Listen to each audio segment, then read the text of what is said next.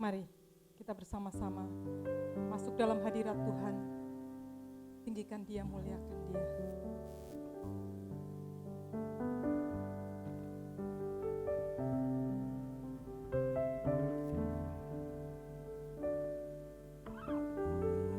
Telah kulihat bukti kasih-Mu,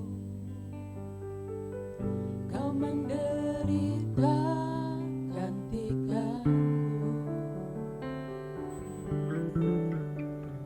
Dengan darah-Mu Kau selamatkanku.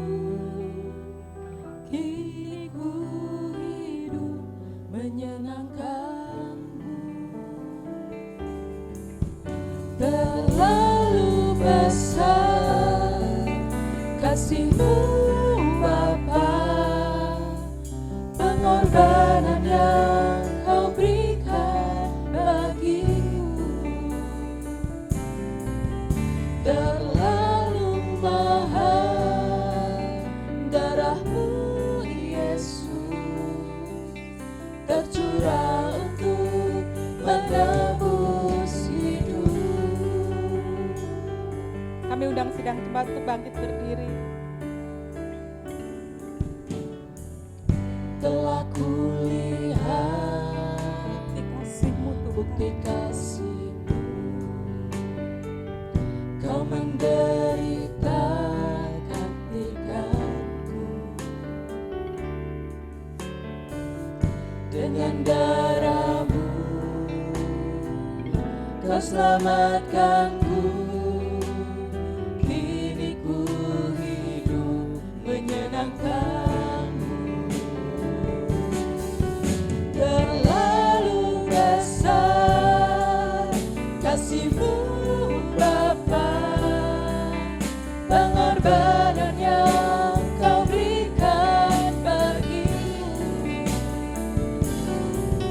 Terlalu mahal darah-Mu Yesus, tercurah untuk menebus hidupku.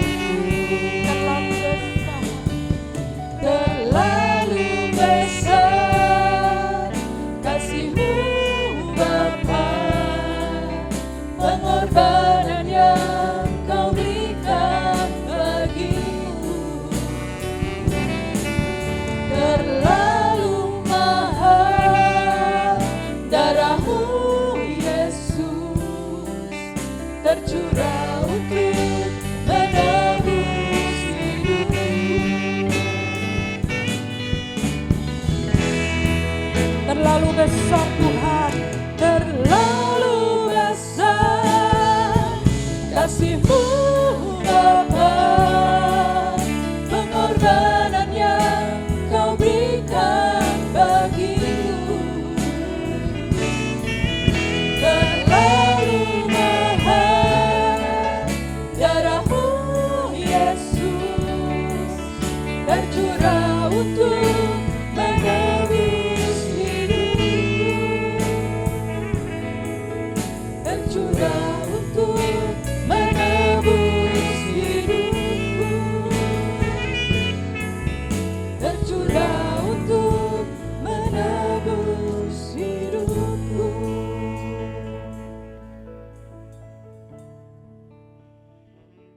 Ya, puji nama Tuhan, kita semua diberkati Tuhan pada pagi hari ini dan kita merenungkan setiap pujian yang sudah kita naikkan. Kalau tadi dikatakan betapa baiknya Tuhan, betapa dahsyatnya Tuhan kita, maka itu menjadi bagian dalam kehidupan kita. Amin Bapak Ibu. Mari Bapak Ibu dan saudaraku yang kasih Tuhan, saya undang kita bangkit berdiri, kita akan membaca bersama-sama dalam Yosua 1 ayat 5 sampai dengan yang ke-9.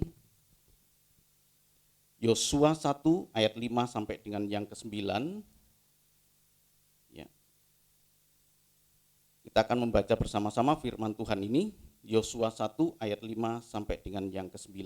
Kita baca bersama-sama, 1, 2, 3. Seorang pun tidak dapat bertahan menghadapi engkau seumur hidupmu. Seperti aku menyertai Musa, demikianlah aku akan menyertai engkau.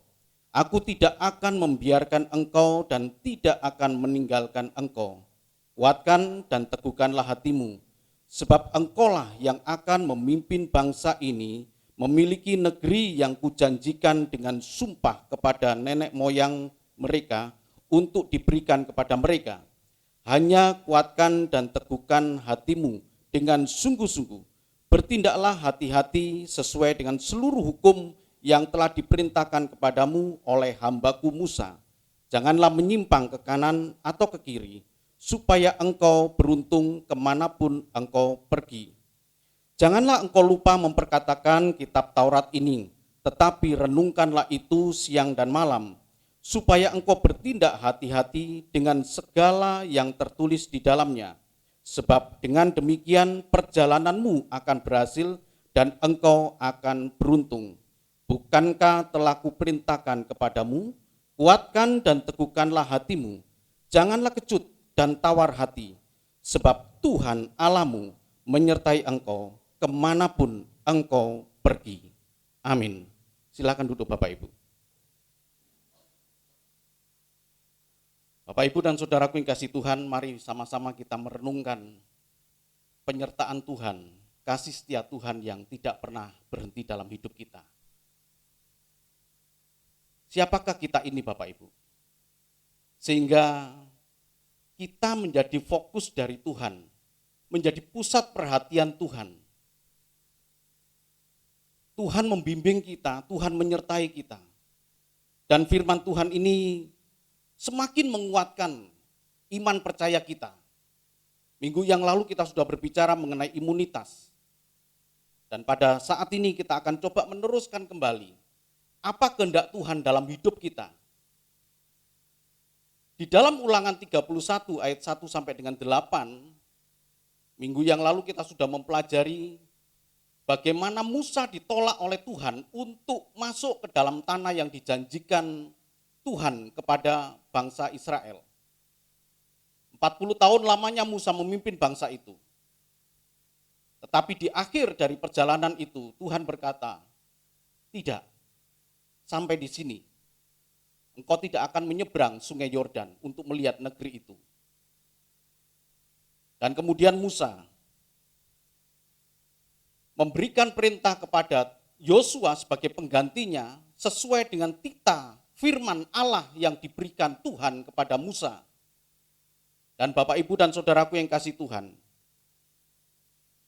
firman Tuhan yang disampaikan Allah kepada Musa itu berbicara tentang kuatkan dan teguhkanlah hatimu. Sebab Yosua secara kepemimpinan, tentu Musa tahu Yosua belum pernah memimpin dalam pengertian bangsa yang besar. Musa sangat mengenal bangsa itu, bangsa yang tegar tengkuk, bangsa yang memberontak kepada Tuhan, bangsa yang bersungut-sungut, dan itu sudah kita pelajari.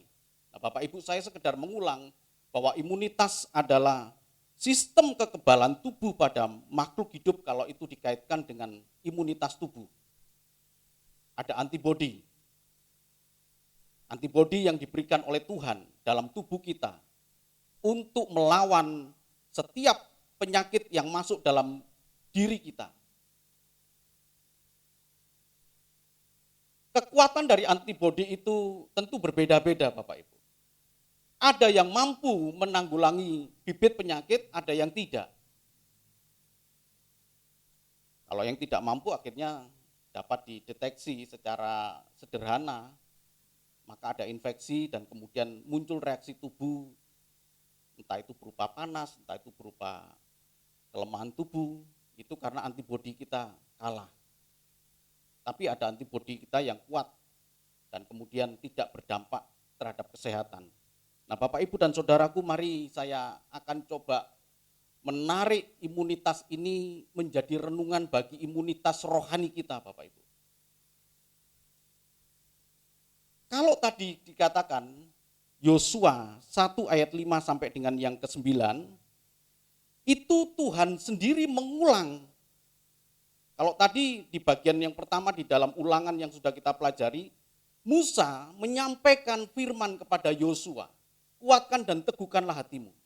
Tapi Bapak, Ibu, dan Saudaraku, di dalam Yosua 1 ini Tuhan sendiri yang berfirman kepada Yosua. Ayat 1, sesudah Musa hamba Tuhan itu mati, berfirmanlah Tuhan kepada Yosua bin Nun abdi Musa itu demikian, dan seterusnya. Intinya pada pagi hari ini firman Tuhan berkata mengulang kembali apa yang disampaikan Musa kepada Yosua, dan sekarang Tuhan mengulang langsung dari Allah sendiri kepada Yosua. Kuatkan dan teguhkanlah hatimu. 4 kali perkataan ini diulang Tuhan, yang artinya betul-betul menjadi satu peringatan yang penting bagi Yosua secara pribadi. Dan pada pagi hari ini tentu itu menjadi bagian kita. Kuatkan dan teguhkanlah hatimu. Saya akan membacakan ayat yang ke-18. Ayat yang ke-18 dari Yosua 1 ini berkata, setiap orang yang menentang perintahmu dan tidak mendengar perkataanmu, apapun yang kau perintahkan kepadanya, dia akan dihukum mati. Hanya kuatkan dan teguhkanlah hatimu. Sekarang otoritas ada di tangan Yosua. Dan Tuhan Bapak Ibu memberikan kuasa yang begitu besar kepada Yosua. Setiap orang yang menentang engkau akan dihukum mati. Cuma Tuhan berkata di bagian terakhir, engkau harus tampil wibawa. Bukan lembek, bukan. Hanya kuatkan dan teguhkanlah hatimu. Untuk tampil sebagai pemenang, untuk tampil menjadi orang Kristen yang kuat Bapak Ibu. Di saat-saat semacam ini, firman Tuhan ini menjadi bagian kita. Kuatkan dan teguhkanlah hatimu. Amin Bapak Ibu. Katakan sama-sama, kuatkan dan teguhkanlah hatimu. Haleluya. Bukan makin down. Justru keadaan yang sukar ini Bapak Ibu, ya, ada begitu banyak orang-orang yang sekarang perusahaannya sudah mulai, termasuk perusahaan dari tempat istri saya bekerja pun juga begitu, tapi kuatkan dan teguhkan. Mungkin ada yang usaha wira swasta mulai, itu sebenarnya kuatkan dan teguhkan. Semakin kita menguatkan, kita muncul kreativitas Bapak Ibu. Bukan kemudian kita kalah.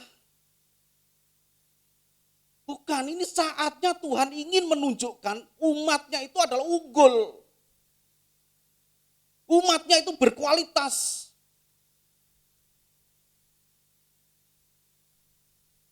Kalau kita melihat di sini. Jadi kuatkan dan teguhkanlah hatimu ketika Tuhan memberikan support, ya, memberikan satu kekuatan kepada Yosua, itu bukan sekedar perintah saja, tetapi perintah itu ditopang dengan janji dan kuasa Allah. Ayat 2 sampai dengan 9. Saya tidak mengulang ayat yang sudah kita membaca, tapi ada beberapa perintah, ada beberapa janji Tuhan di dalam Yosua 1 ayat 2 sampai dengan yang ke-9 ini. Itu ada janji-janji Tuhan. Engkau akan dibuat beruntung. Aku akan menyertai engkau. Bapak Ibu bisa tadi membaca, ya. Aku akan menyertai engkau. Kemanapun engkau pergi akan kubuat beruntung. Itu adalah janji Tuhan. Nah, kalau kita merenungkan dalam Yosua 1 ayat 2 sampai dengan 9, bagaimana Tuhan memberikan perintah ini, yang ternyata di balik perintah itu ada janji Tuhan yang menopang supaya betul-betul Yosua ini punya keyakinan yang kuat. Bukan hanya perintah. Tapi Tuhan ingin berkata begini Bapak Ibu, kalau saya pakai bahasa sederhana, Yosua lakukan saja, aku di belakangmu. Tuhan sebagai backup dari Yosua.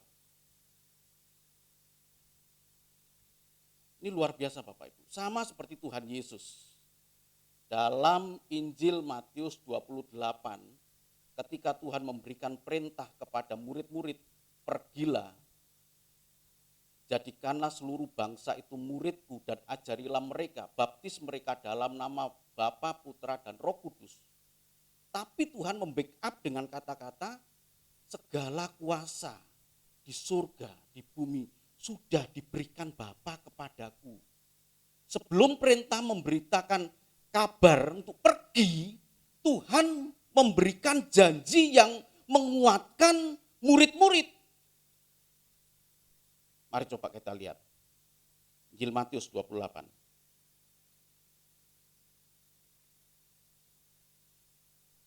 Jadi murid-murid termasuk Yosua di sini tidak ragu-ragu lagi. Ayat yang ke-18 dikatakan pada Matius 28, ayat yang ke-18 dikatakan Yesus mendekati mereka dan berkata, kepadaku telah diberikan segala kuasa di surga dan di bumi. Dan baru kemudian ayat 19, karena itu pergilah, karena itu pergilah.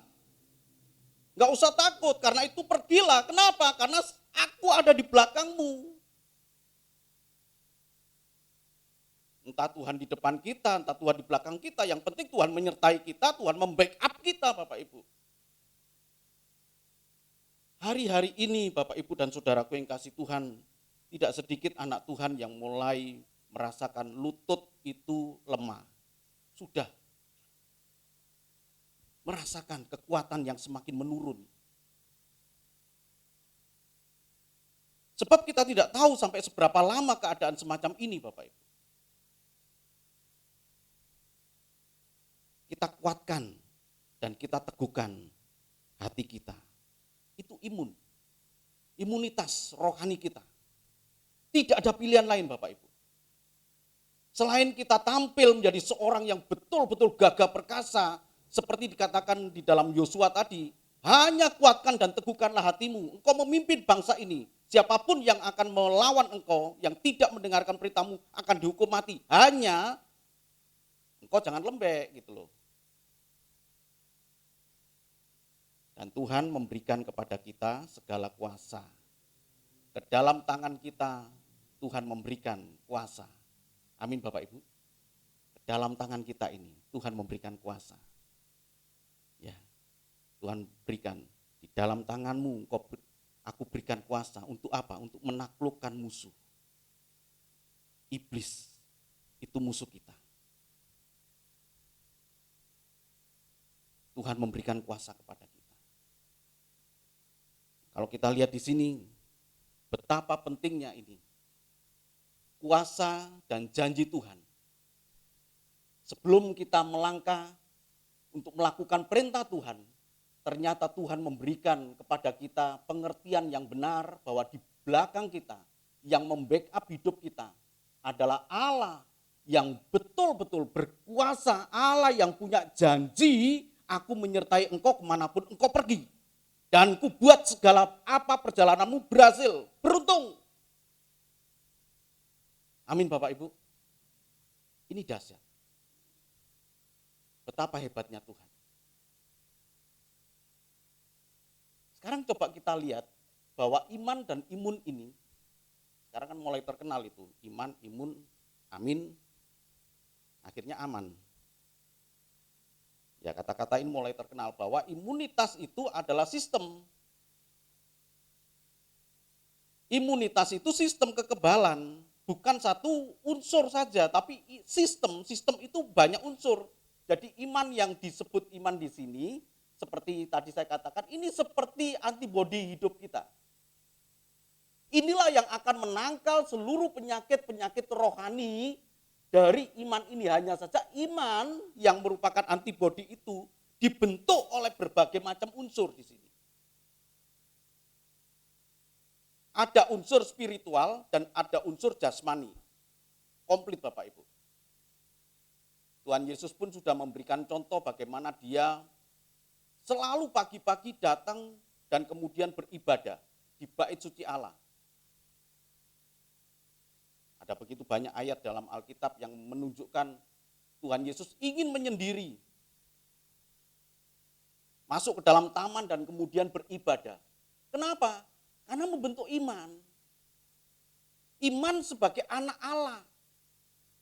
Anak Allah yang mengosongkan diri, maka dia butuh di sini iman. Supaya apa? Roma 8 ayat yang ketiga itu menunjukkan bahwa dia mengenakan tubuh yang dikuasai dosa juga. Ini kan banyak orang Kristen yang nggak mau terima, tapi kita bersyukur Bapak Ibu. Kita diberikan pengertian secara benar dan benar bahwa Tuhan Yesus itu punya keadaan yang sama seperti kita. Maka dia bangun ibadah. Dia bangun saat teduh. Untuk apa? Untuk membentuk iman yang kuat. Jadi iman itu memang harus diperjuangkan Bapak Ibu. Bukan muncul secara otomatis, secara alami. Sama seperti tubuh tidak demikian. Kalau tubuh itu kita makan secara alami bertumbuh. Iman tidak demikian, perlu perjuangan. Usia adalah secara alami. Semakin lama kita semakin tua, itu secara alami. Tapi iman tidaklah demikian. Iman perlu perjuangan. Perlu suntikan. Perlu infus. Salah satunya adalah ibadah dan saat teduh. Saya ingin mengajak kepada Bapak, Ibu, dan Saudaraku yang dikasihi Tuhan. Milikilah saat teduh, saat menyendiri. Seperti Tuhan Yesus perintahkan, masuklah ke dalam pintu kamar dan tutup. Terserah di dalam kita apa. Maksudnya mau nangis silakan. Mau berkata kepada Tuhan, apa saja yang ada dalam hati kita silakan tumpahkan di dalam keadaan saat teduh itu. Akhirnya kita punya iman di sini. Kita merasakan hadirat Tuhan. Kita merasakan betapa Tuhan itu adalah Tuhan yang hidup, yang tidak kita lihat, tetapi Tuhan yang bekerja. Memang Tuhan tidak kita lihat Bapak Ibu, tapi kuasanya begitu nyata dalam hidup kita. Ini, bagaimana dengan ibadah kita? Bagaimana dengan saat teduh kita? Hal-hal ini yang spiritual Bapak Ibu. Ini pun juga spiritual. Puasa itu bukan untuk memaksa kehendak kita kepada Tuhan.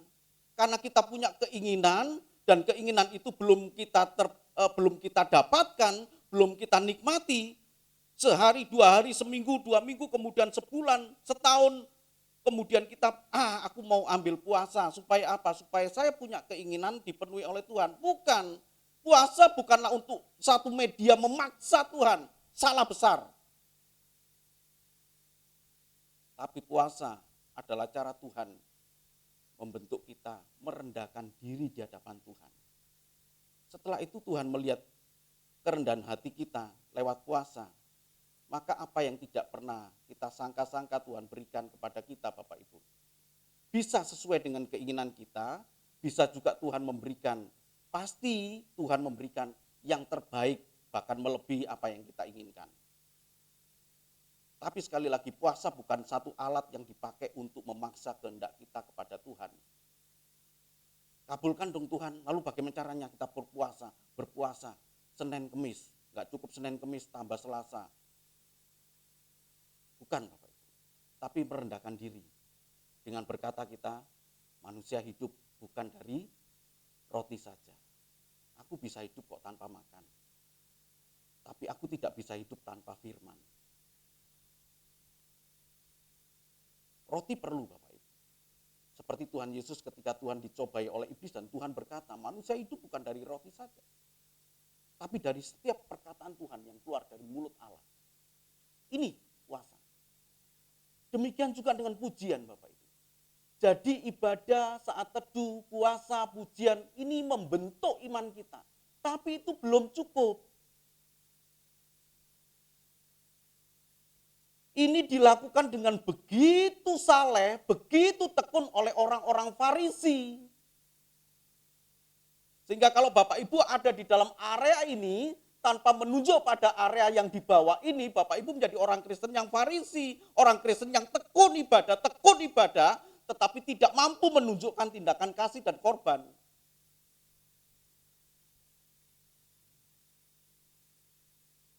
Ini membentuk iman. Inilah yang dimaksud dengan sistem kekebalan rohani kita. Akhirnya kebal, imun. Sebesar apapun badai gelombang hidup kita, Bapak Ibu, kita tetap kuat di dalam Tuhan. Amin, Bapak Ibu. Sebesar apapun. Tapi masalahnya tidak otomatis ini terjadi. Ini perlu perjuangan, Bapak Ibu. Itulah sebabnya ada doa-doa, jam-jam doa. Di tempat ini setiap pagi Bapak Ibu bisa mengambil doa pagi jam 4:30 sampai dengan jam 5:30. Bersekutu. Kalau Bapak Ibu tidak di gereja, tidak ada masalah, di rumah. Tapi punya saat teduh, punya jam-jam ibadah.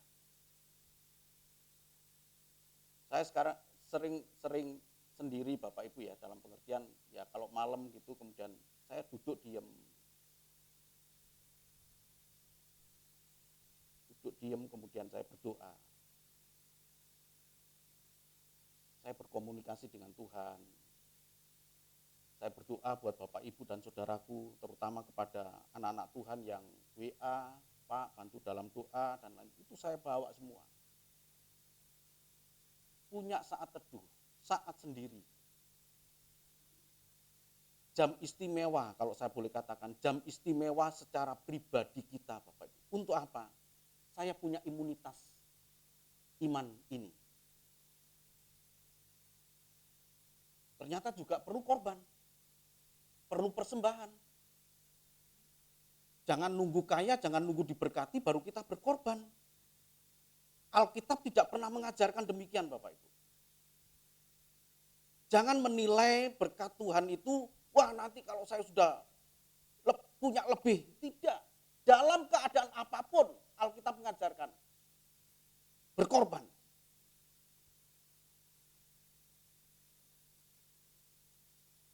Demikian juga dengan tindakan kasih Bapak Ibu. Tetangga saya kemarin telepon, Pak Rudi sibuk enggak? Padahal saya sedang menyiapkan. Dan dia sering sekali cerita nonton ibadah kita online loh, dia orang muslim. Pak Rudi sibuk enggak? Enggak Pak. Bisa nganter saya ke rumah sakit Pak, saya sakit. Siap saya katakan. Pagi kira-kira jam 9 sampai dengan jam 12 saya tungguin dia. Sampai mendapatkan kamar di rumah sakit Fatimah. Setelah mendapatkan kamar saya tinggal dia. Udah Pak ya, istrinya ada di situ. Saya pulang Pak, saya pamit. Kalau nanti ada apa-apa, jangan sungkan-sungkan telepon, saya siap untuk membantu.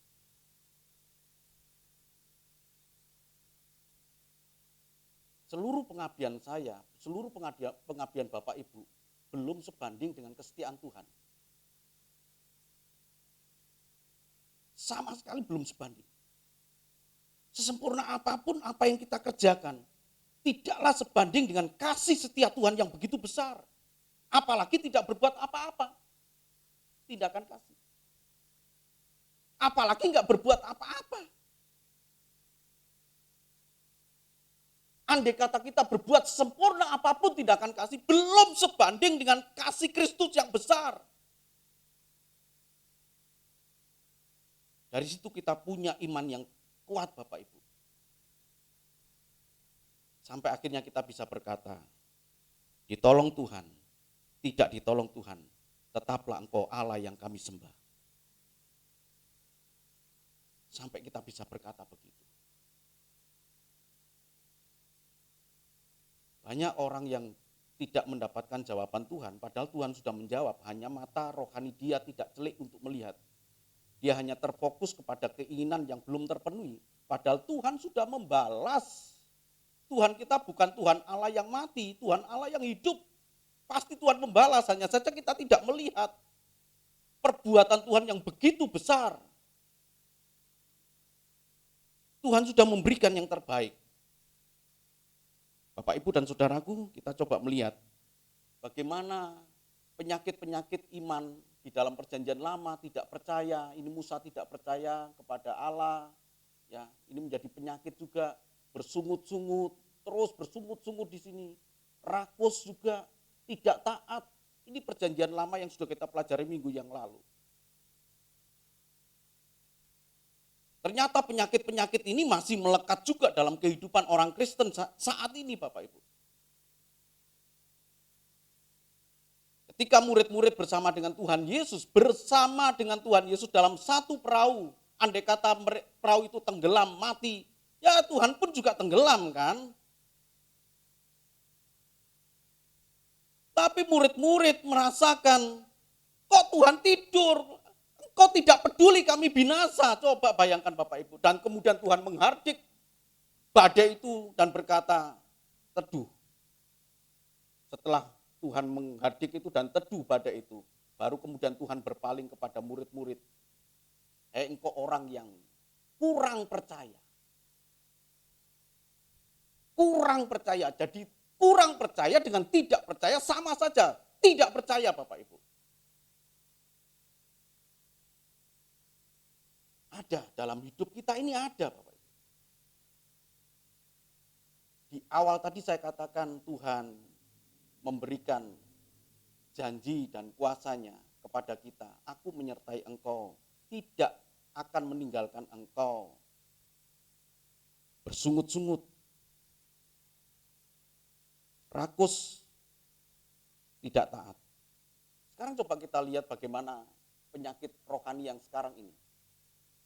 Matius 5 ayat 29 sampai dengan 30. Injil Matius 5 ayat 29 sampai dengan 30. Injil Matius 5. Matius 5 ayat 29 sampai dengan 30. Maka jika matamu yang kanan menyesatkan engkau, cungkilah dan buanglah itu.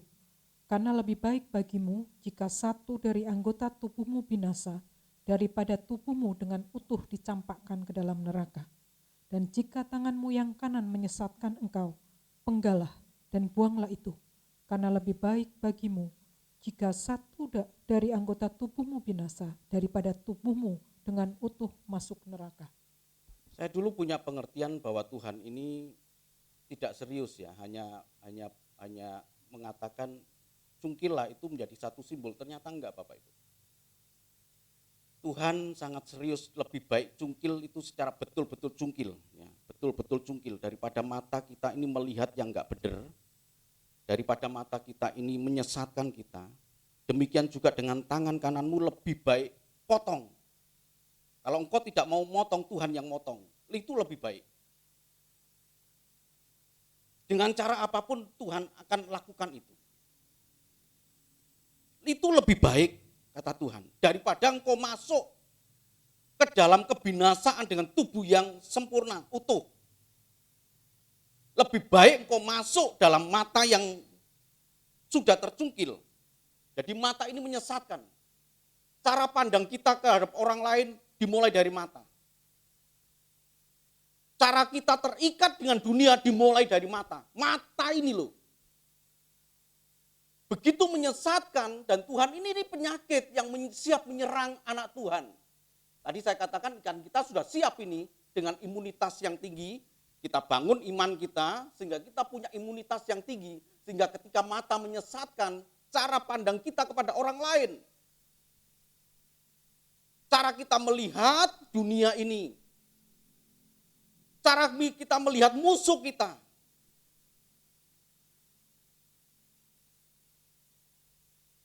Mungkin tetangga kita menghina kita Bapak Ibu. Itu kan kemudian kita memandang dia dengan mata yang menyesatkan. Kita berkata, aku ampuni engkau, aku ampuni engkau. Tapi kita tidak memberkati mereka. Aku ampuni engkau, tapi tunggu ya, Tuhan pasti membalas atas kelakuanmu. Memang pistol tidak ada di tangan kita, tapi kita menyerahkan pistol ke tangan Tuhan supaya Tuhan menembak dia. Dan ketika Tuhan memperlakukan orang itu balasan Tuhan, kemudian kita puas, itu menunjukkan bahwa mata kita memang betul-betul menyesatkan.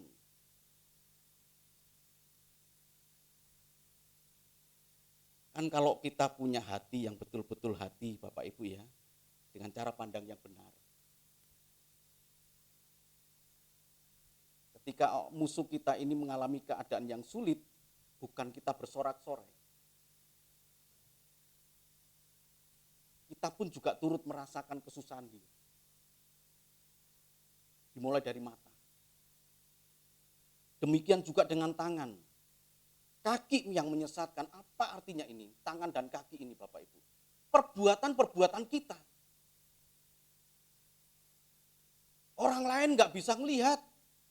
Di tempat tersembunyi kita bisa melakukan kejahatan-kejahatan kita. Mata Tuhan melihat di situ. Engkau sesat. Engkau dosa. Tuhan tahu di sini.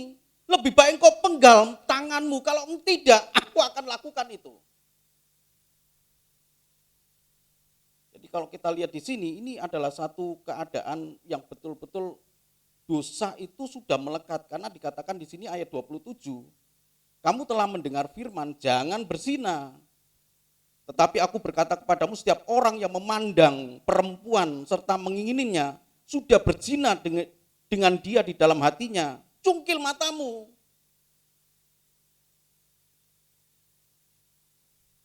Jadi Tuhan ingin Bapak Ibu dan Saudaraku yang dikasihi Tuhan, tindakan yang ekstrim terjadi dalam hidup kita. Tindakan yang ekstrim yang sepertinya gak mungkin itu. Orang berzina itu Bapak Ibu ya, sulit sekali untuk dilepaskan. Tapi Tuhan mau tindakan yang ekstrim.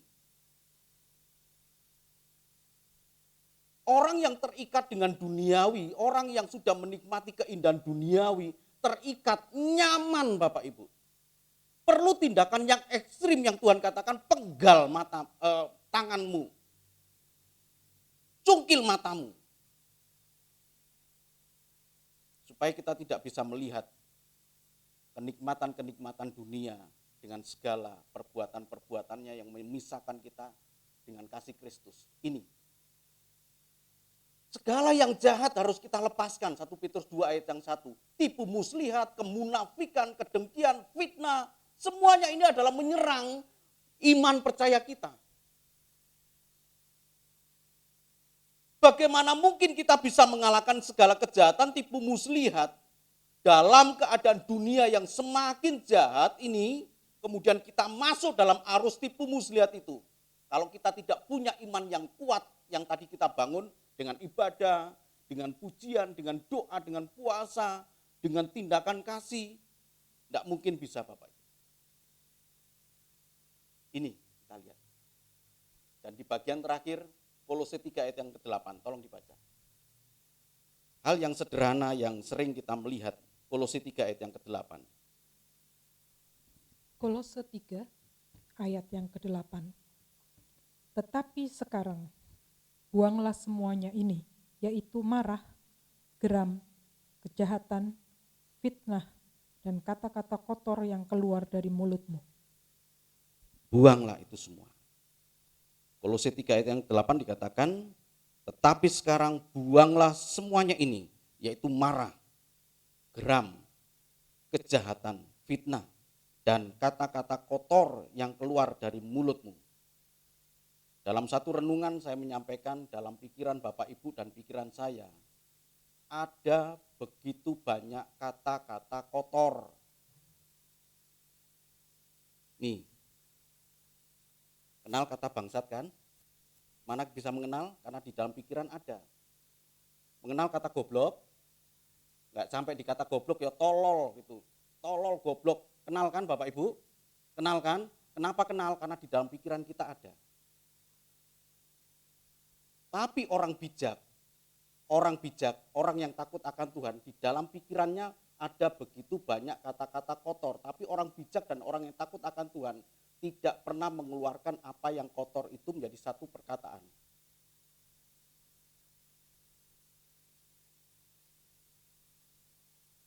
Kenal kata anjing? Ya kenal. Kalau Bapak Ibu mengatakan anjing kepada anjing, nggak apa-apa. Anjing lu, ya memang dia anjing. Gitu. Tapi mengatakan anjing kepada manusia dengan kata-kata, dengan nada yang tidak begitu bagus. Kenapa? Karena di dalam pikiran kita ada kata-kata kotor yang keluar ternyata. Yang keluar. Nggak mungkin kita tidak mengenal kata-kata itu, dalam pikiran kita ada. Tapi firman Tuhan ini berkata, jangan sampai itu keluar dari mulut kita. Ini penyakit. Geram, kata-kata kotor, penyakit. Yang akhirnya Bapak Ibu melukai orang lain.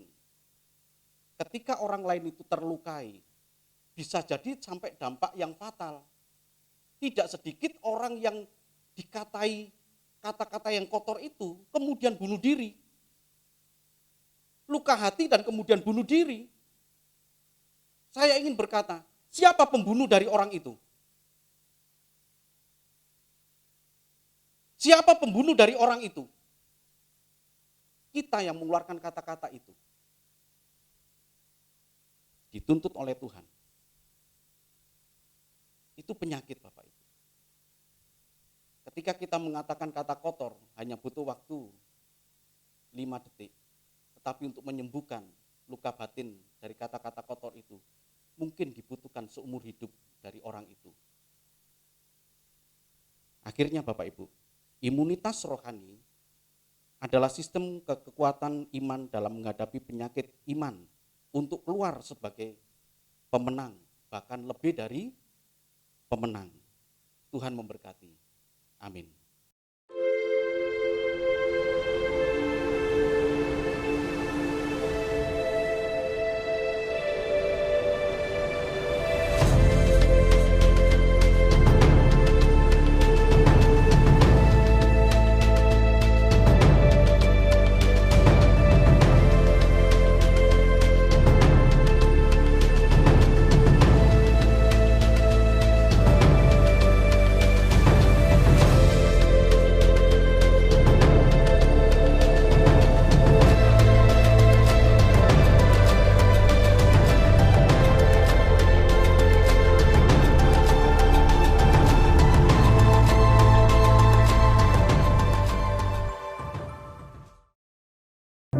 Terpujilah Engkau Tuhan, terpujilah Engkau ya Bapa. Engkau Allah yang Maha Kuasa, Allah yang Maha Dahsyat, Allah yang berjanji menyertai kami dan janji-Mu itu ya dan amin Tuhan. Engkau membuat kami beruntung, Engkau membuat kami berhasil oleh karena Engkau Tuhan yang menyertai. Terima kasih ya Bapa. Tentu ada di antara kami Tuhan yang saat ini tengah dalam pergumulan menghadapi kehidupan ini. Kami yakin dan percaya Engkau Tuhan Allah yang hidup, Allah yang siap menolong anak-anak-Mu ini Tuhan. Terima kasih ya Bapa. Terima kasih buat kesempatan yang begitu indah ini. Kami boleh menghampiri Engkau lewat ibadah ini Tuhan. Kami boleh menaikkan pujian pengagungan bagi Engkau Tuhan. Sebagai bukti bahwa Engkau Allah yang mengasihi kami. Terima kasih Tuhan. Sebentar kami akan berpisah satu dengan yang lain. Kami pulang dengan membawa sukacita, dengan membawa berkat-berkat-Mu. Bapak, Ibu, dan saudaraku yang sangat dikasihi Tuhan, terimalah berkat dan anugerah dari Allah Bapa di surga. Kasih dan cinta Tuhan kita Yesus Kristus, anaknya yang tunggal, dan penghiburan kekuatan dari kuasa Roh Kudus menyertai kita mulai saat ini, esok bahkan sampai Maranatha, Tuhan Yesus datang kembali. Terima kasih Tuhan, Engkau Allah yang hidup, Engkau Allah yang maha besar, Engkau Allah yang memberkati kami, Engkau juga Allah yang menyinari kami dengan wajah-Mu Tuhan, dan memberikan kepada kami kasih karunia. Engkau Allah yang menghadapkan wajah-Mu kepada kami Tuhan, dan memberikan damai sejahtera. Hamba berdoa buat anak-anak-Mu, baik yang ada di tempat ini maupun yang mengikuti ibadah online.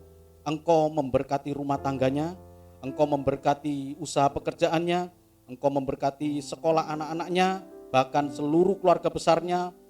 Engkau menyertai dan memberkati. Terima kasih ya Bapa. Segala puji syukur, hormat, kemuliaan bagi-Mu Tuhan. Di dalam nama Tuhan kami Yesus Kristus, kami sudah berdoa dan mengucap syukur. Terpujilah Engkau Tuhan. Haleluya.